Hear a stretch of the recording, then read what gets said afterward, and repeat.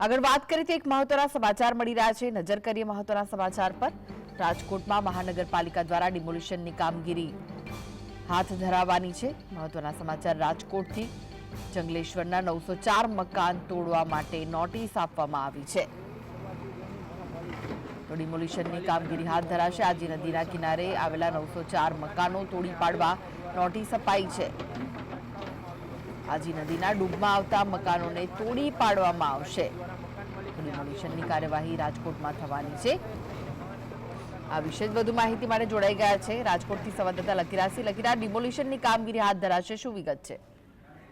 રાજકોટમાં mega demolition છે તે હાથ ધરવામાં આવશે।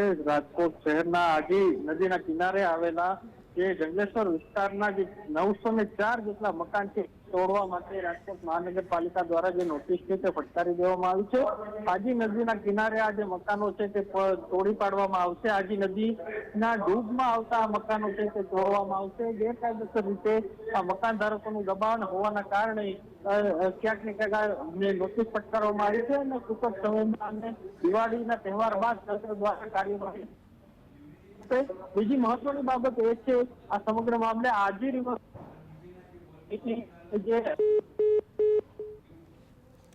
જી આભાર માહિતી આપવા માટે।